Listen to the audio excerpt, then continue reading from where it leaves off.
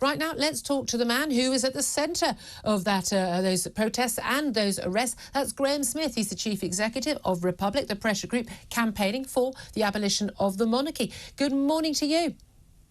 Good morning, Julia. Thank you very much indeed for joining us. Well, you spent 16 hours in police custody. Then after your release, finally, when your mobile phone and others were brought back to you, along with other 5 who were arrested alongside you, the police have now said they expressed regret for those arrests. Do you know why you were arrested?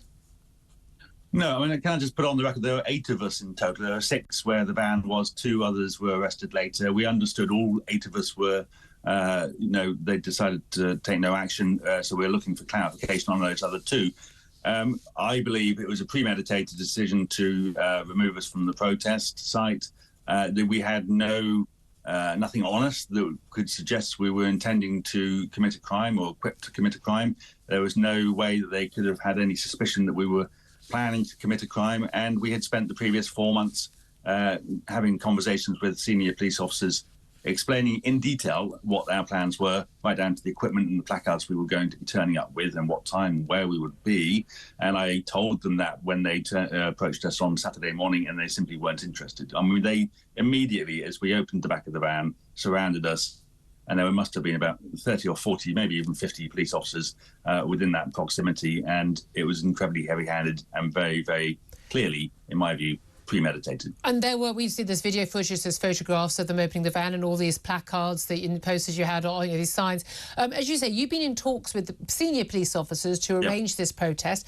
Lots of people are getting in touch saying, look, the police they said they were going to take action, they were going to have low tolerance, this phrase, low tolerance for any disruption. Were you planning to disrupt the procession? Because there's been a lot of talk. The Met Police talked a lot about, the people planning with the eco-protesters with these rape alarms, setting them off to upset the horses, and plans. Eco-protesters, we've seen them blocking streets, gluing themselves onto people, locking themselves. Did you plan any of that? And did any of your supporters plan any of that, to the best of your knowledge? No, absolutely, categorically not. And there wasn't a single conversation, discussion, email, or suggestion, or even a thought passing through my mind that we might even considered doing any of that. So what was the plan for the day? What did you agree with the police? Well, it was a static protest on Trafalgar Square with smaller protests on the Mall and on Whitehall. We were very clear that we would have amplifiers for the purposes of making speeches on Trafalgar Square. And that had been agreed with the police? That was okay. Yeah.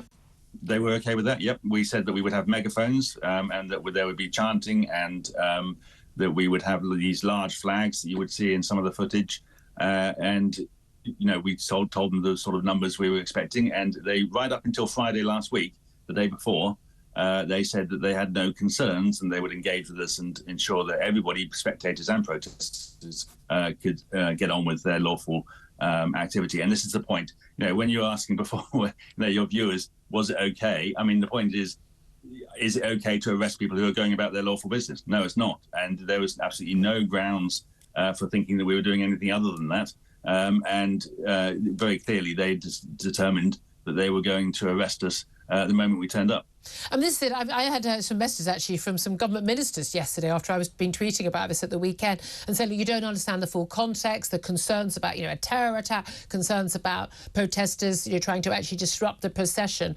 But as you say, the police were fully aware of what your plans were, who you were, what you were going to do. You had agreed where you would stand, what you would do, and there was no decision, no urge, no plan, no secret plan to actually disrupt the actual procession or the proceedings in the Abbey. Presumably, because you would know that even people like me who understand and agree with a lot of your cause, even I would be outraged by that. Of course you would. Absolutely. And we were very clear, and I said to them, aside from the fact that I think these things can be a fairly stupid tactic and can be dangerous, it would be catastrophically stupid for us to do it. And, if you have 80% of the population on your side and you're a victim of justice, then you might say that something like that is warranted. But, we don't have the majority on our side. We're trying to persuade people, and we want people to see us as campaigners that have a serious argument. You don't achieve that by disrupting the coronation. So we were very clear from the start. And we've had 5 other protests in the last 4 months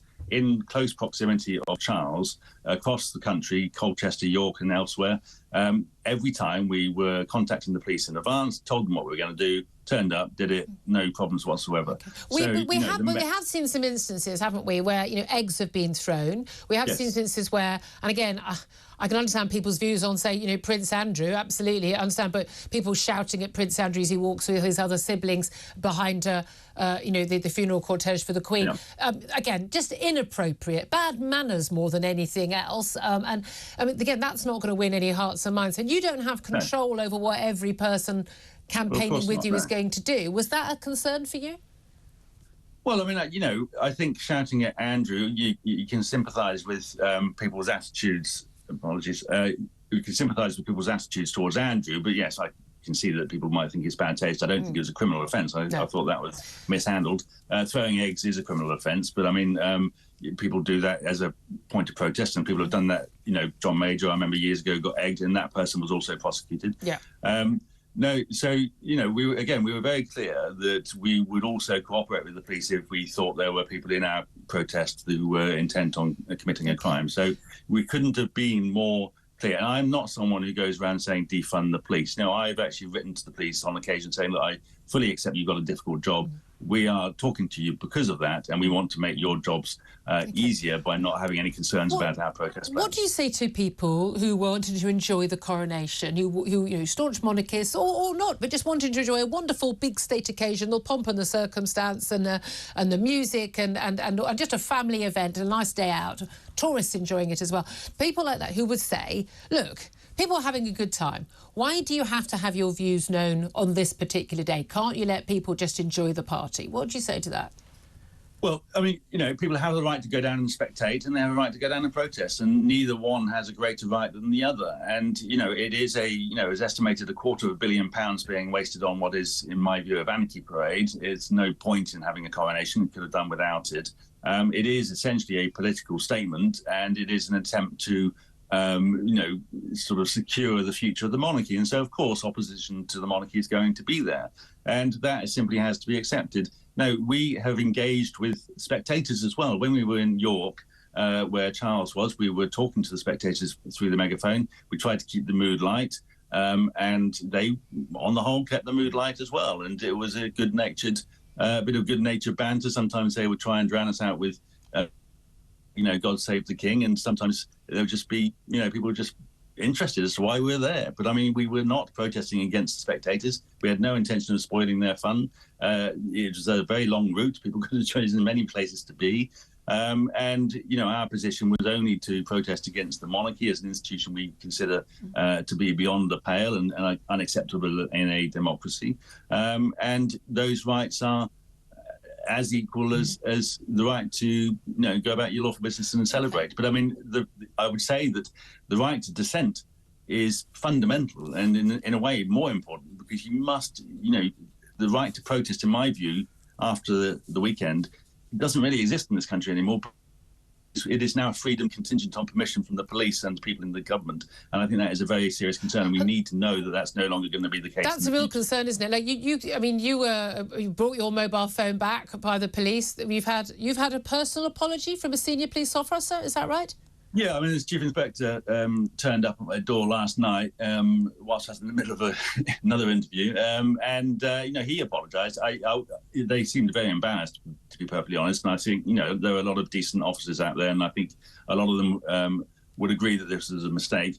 The Met themselves, I don't think, have apologised. They've used this sort of woolly phrase about regretting that we couldn't protest, but I think obviously they are aware of potential legal implications, and we are going to take advice on lawyers about what we do next. But for unlawful detention?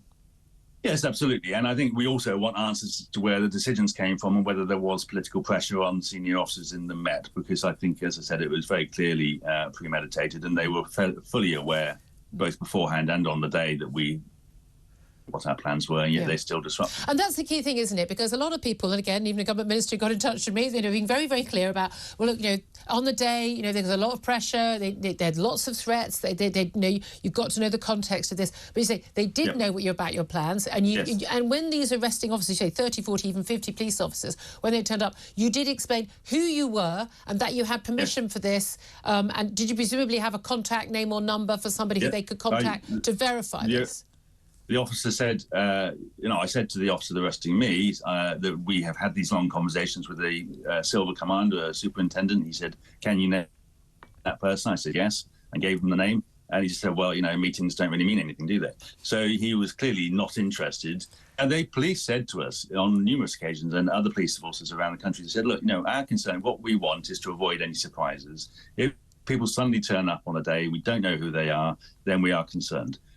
And yet we did everything right. We couldn't have done any more, and they still arrested us. And anybody who thinks, it was okay to arrest us, you might find yourself wanting to protest against an abhorrent government policy. You might find yourself wanting to protest against a grave injustice or against a visiting world leader who is, persecuting their citizens. And your right to protest no longer exists, in my view, in this country. It's very much contingent on whether or not the police and the ministers will allow you to do that. And that is a very serious problem in a democratic society.